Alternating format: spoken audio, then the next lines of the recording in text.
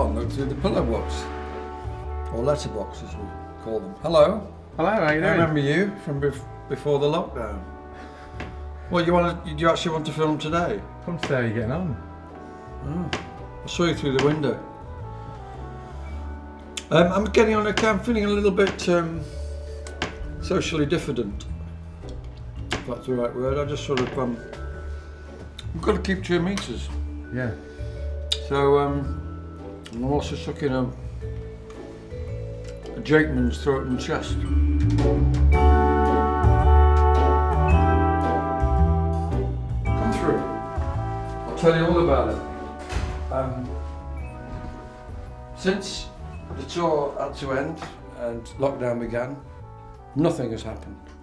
That's the sort of thing I've been doing in lockdown. I've been going on eBay and buying 1980s Parker Knoll recliners. And I tell you what, my God, that's comfy.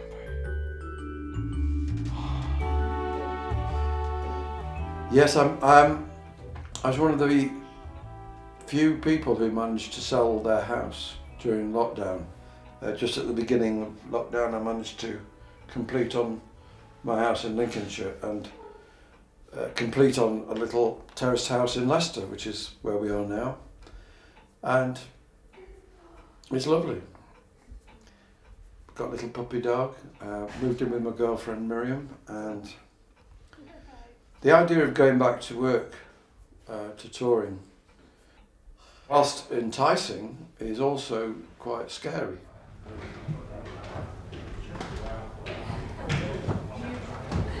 That's the changing room, and that's where his kit is. Thank I don't know what's here.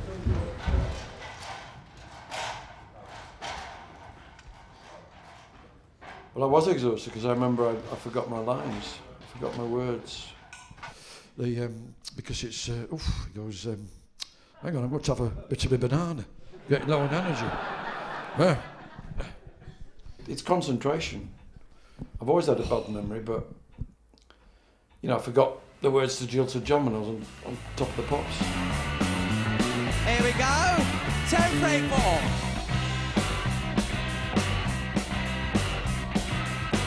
She's a slag, she's a creep, she's a tart, it's very cheap.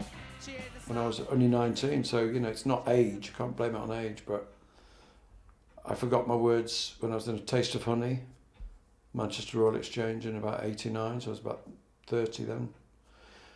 And that spooked me as well, but because it's John, he can get away with it. And then it gets fully inflated, you realise your arm's not going to drop off. And it suddenly goes, psh, like that. And it tickles, doesn't it? And again, you're looking towards the nurse, going, like that. Trying to establish eye contact, but they're looking away again. Banana saved me, because I knew I had a banana by my organ. I was standing on the mic, and I just went, I'll think about to have a bite of me a banana. And of course the audience laugh, thinking it's all part of the show, and you sit down and you're just buying time for yourself, aren't you? And then you say, is everything all right? And they say, you'll live. Yeah. Why did he say that? It's not even true. We're all going to die. Yeah. That's the problem about going back after the lockdown. We'll be trying to remember the words for the show. In a way, it's bad for creativity in terms of I haven't felt that creative at all, and have just wanted to look at the trees swaying and listen to the birds like a lot of people have. But then that can lead to getting an idea for Shuttleworth. Yes, good evening, or rather, as I've just stated, good afternoon. Ho, 1, 2, John Shuttleworth. John Shuttleworth speaking. See, that's too far away. That's too close. Oh, nearly chipped my tooth on the grill. See how I've become a lot happier once I've become John. It's funny, isn't it? It's escaping into another world. I'm naturally very lazy, and it's only because I've got a very zealous agent who constantly says, oh, let's put in for this, let's try and do a gig here. And it's worked for 25, 30 years, and I've just gone along with kind of what he's often suggested. And I might have come up with ideas, but if I didn't have an agent like that, I don't think I'd just I'd probably spend my time in permanent lockdown, really, just eating satsumas. Red wine and hobnobs in my living room. It feels like Christmas. So one of the things I've started doing during the lockdown, with not doing any gigs and not earning any money really, I've started doing something I call a bag, bespoke audio greeting, which I'm offering to fans. John Shuttleworth here. Is that Lee Adam from Sunnyland Udno? Yeah, it's John here, and I'm wishing you and yours a very Merry Christmas. Merry Christmas, Lee! Oh, yeah, Ken Worthington's here by my side. Yes, do you want me to come closer, John? No, Ken, still 2 metres, isn't it? Yes, but I'm in your bubble. Well, that's true. Edge a bit closer then, Ken. Thanks, John. Yeah, sorry, Lee, back with you now. In a way, I treat this like a mini episode of the Shuttleworths. And you've got 3 It's children. like a mini sitcom. Richard, did you know that? Hopefully, people feel they're getting their own little radio show. Go You know. down on your knee to the honeybee, for she is very nice. Yeah, thank you, Ken. If you don't mind, just let me finish the message. Yeah, sometimes. I mean, this one's just for a guy who wanted this for his. He's an amateur DJ, I think. John Shuttleworth here. You're listening to the eclectic world of Tim Rice on the Overflow Sunday service. It's a bit bizarre, bit odd. You know what I mean, Ken? Here's his curveball of the week. I'll try that again. I think you should. That's what he wanted me to say. But yeah, I quite enjoy it. I mean, I don't want to do it forever, but it just helps while I'm not gigging. But hopefully, now the vaccination is being rolled out, I should be gigging from next March. But John Shuttleworth's back. Oh, the chip it has been given. I pray though, it's just lumbago. If it's a slip disc, I shouldn't have risked this. But I'm a trooper, and it's true, yeah. John Shuttleworth's back. But I was very productive, you know, for a long time with Shuttleworth. And I think now I'm quite happy just to do it in fits and starts with big gaps in between. Matt, 5 minutes, mate, is all I can probably give you. Because I was 25, 26 when I started doing the character, and I was desperately trying to look like what I thought was an old man in his 40s, you know.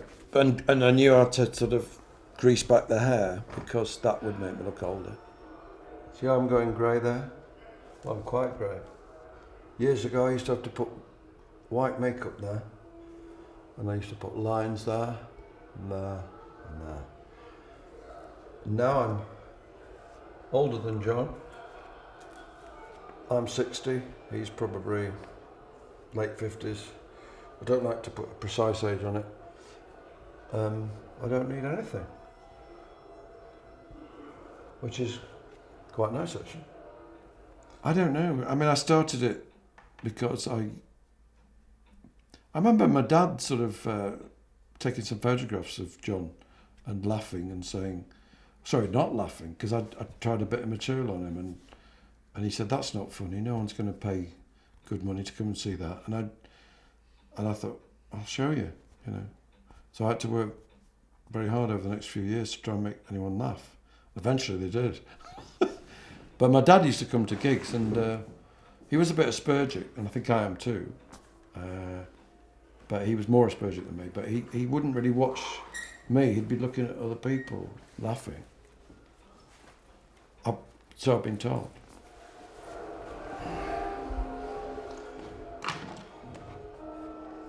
Put my glasses on, Graham, I can't see. All right, John, be patient.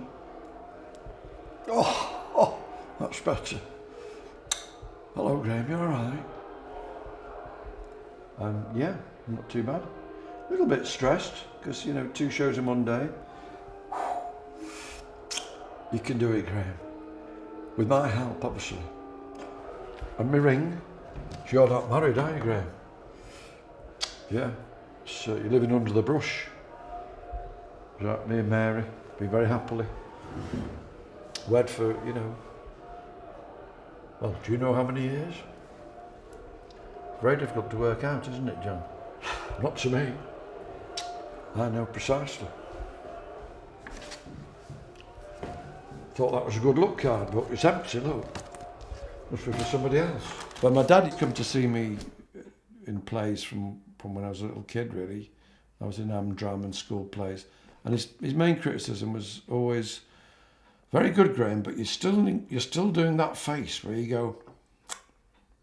Apparently, I maybe in between my lines, I just sort of went, can't do it now. Well, I wasn't aware of it, was I? My lord, I shall come to the castle immediately.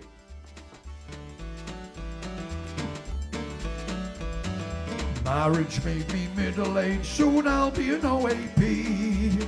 And then how happy I will be, going rapidly downhill.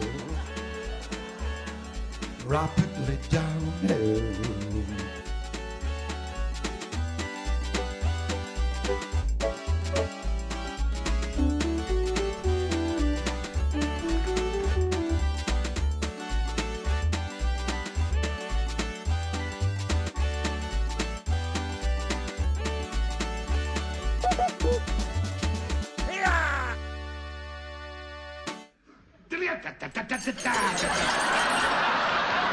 Stop!